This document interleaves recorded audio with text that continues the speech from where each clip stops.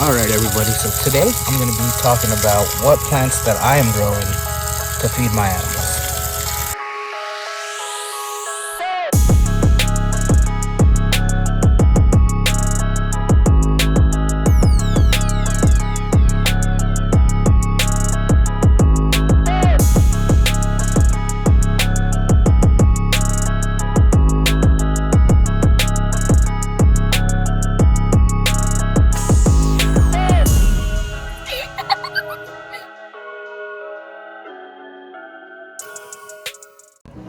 Alright, so to start things off, right over here I've got, it's called chayote or chayote. That's some cassava, which I gotta cut out. But I feed these to my tortoises. They really like the squash, they like the leaves. It's supposed to be really nutritious. On tortoise table, it says feed sparingly or do not feed. But everything that I've seen, these are doing really well for them. They really enjoy them. Especially my sulcatas. Speaking of sulcatas, it's like someone had a poo. I think it was you. Squeak. And right over here, got a couple papaya trees. These guys are heavy producers, so they need fertilization a lot. But I feed these to my chickens. I feed the leaves and the fruit to my redfoots. Haven't tried the leaves for the sulcatas yet. I doubt they'll like them. Not too many papaya trees growing, I'd imagine, in Africa. I don't know, maybe. And again, here's my mulberry tree. Once these produce fruit, again for the redfoots, and the leaves, actually both tortoises will eat them. All of these things also can feed the chickens. Haven't tried feeding them any fruits. It hasn't bared any yet. But I have given some leaves to the sulcatas and the redfoots. Redfoot's kind of passed up on it, but I'll try again. I just don't want to shock my plant too much because I just put it in the ground about a week ago. It has pricked up a lot though. Like I showed you guys last time, this is going to be the redfoot enclosure. So I'm starting to grow some stuff here. All this corn's dead. Gotta pull that out. But cactus pad is finally starting to sprout. This has been about a month and a half. And that hibiscus, I'm going to be adding more hibiscus and cactus over here. Just to give them some stuff to munch on. I put some clover seed down. And I know I've been over here a lot, but this is kind of the stuff that I'm going to be focusing on growing. Not only for the tortoises, but for me. This is yellow dragon fruit. Put this in about 3 months ago. It's starting to grow good. Hit it with a weed whacker. Whoops, all the way up there.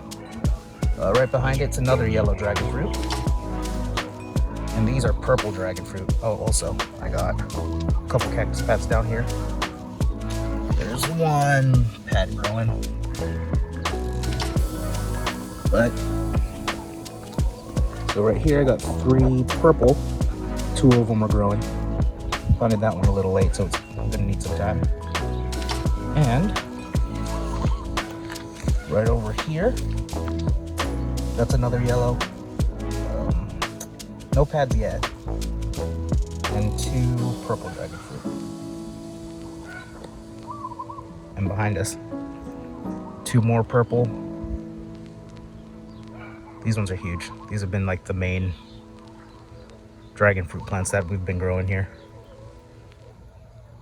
I would say about this year it was 80 pounds each. It's been a really good year. It's right about the end of season 2. Right over here, more hibiscus. Just planted this one a week ago. Same time I planted the mulberry. That one's doing really well. I just topped it, so I don't expect any flowers. This one, I don't know what's going on there. It's coming back. It was really bad about 2 weeks ago. Another one here. They're all different colors. I don't remember what they are, to be honest. I do know this one is yellow. But yeah, these are going to be for the tortoises. And actually, this is a dragon fruit that I got I was late to picking, and it broke open and everything already, so I'm just gonna go ahead. Don't know how I'm gonna do this. I'm gonna throw this. Oh, watch out, guys! Right into the chicken coop. If you were to sell that in a grocery store, that'd be at least $8. So enjoy it, guys.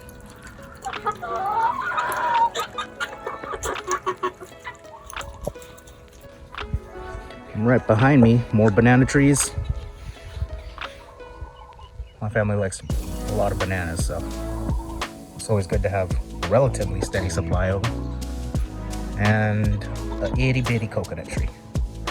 I actually do use the fibers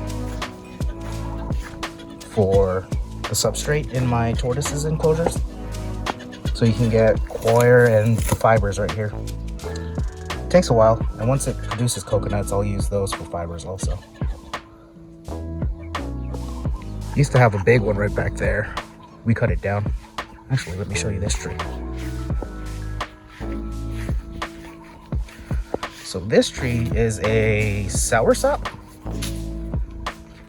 My dad planted it. It's about 4 years old now. This is the first year that it's produced fruit, and it's producing a lot. The other day I ate 4 of them right off the tree. But these are what the fruits look like. They get bigger once they're soft. It's time to eat them. Bunch of seeds in them, but it's really sweet. It's kind of like a custardy apple. Some people do call it custard apple. That's a really ugly fruit. But these are for people eating. I haven't tried them on the tortoises, on the redfoots. Chickens can't eat them. But I don't know if they're poisonous or not to tortoises, and I don't really want to chance it. Pretty tree though, for that. And these are the cactus pads that I showed you on the sulcata video. But even in the last week, they've really sprouted. So this, that's some romaine that I bought from the store. And then I just put it in some soil and it's growing back. Don't know how long that's gonna last. It's more of a experiment than anything else. But it's working. And I'm behind the chicken coop now. Oh, here's a jackfruit tree. The tortoises can eat the fruit when they... This is actually the first time this tree is fruited. These things get huge. And they taste... I think they taste banana-y. I like them. No one else in my family does. Not even my mom. But jackfruit tree. And right over here, this is my moringa tree. These are the leaves that I feed my chickens, my tortoises. Superfood. Stinks. I don't like it, but my animals do. And it's really good for them. It's almost time to cut them down. It's what you do when you cut them down. They actually start growing back. So you prune them back and you get more growth. Cool tree. A lot of people call it moringa, drumstick tree, moringa. It's about to rain. That kind of sucks. Actually, these are 10 more cuttings that I got from my hibiscus when I topped them. Let's see. Yeah, and they're starting to root. It's only been about a week and they're showing signs of rooting already, which is great. But let me get this back in there. All I did was take cuttings, Clonex them, and put them in rock wool to keep humidity up. It's an old fish tank that I have, so it doesn't really keep humidity in all that great because there's holes here. But easy for me to just spray them down with my little spray bottle. And these aren't plants, but these are for my turtles and Jacksons and chickens. But I kind of have a cricket farm, the start of a cricket farm going. There's about 300 in here. I got them because the store that sells crickets here, they only sell them as small crickets. So they're about an 1/8 inch. Some of them have grown up, decently sized. But they're all hiding in these egg crates. I mean, look at that. But yeah, these are for the Jacksons, turtles, chickens. This has actually been probably the most fun thing to grow. Right now I just got some old kale, some old string beans I don't know what that is, but it's in here. One for water, those little gel crystal things. And a bunch of egg crate for them to hide in. Toilet paper roll. I have 4 kids, so we go get these a lot. Right there. But yeah, I actually just like sitting out here and watching these. I can't watch plants grow.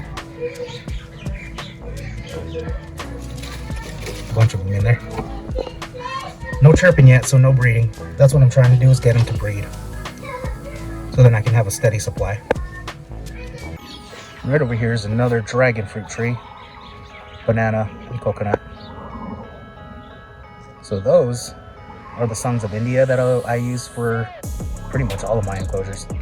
My Jacksons climb over them, my redfoots hide in them, my sulcatas don't have them. But yeah, I just take branches off of that and put them in the enclosures. It looks good. And I think that's it. So feeding is usually going to be your biggest expense with these animals, other than electricity for the tortoises. But trying to cut down on that as much as I can, be as self-sustaining as I can, and it's going pretty well so far. And if you guys have any questions, just let me know, and see you guys on Friday.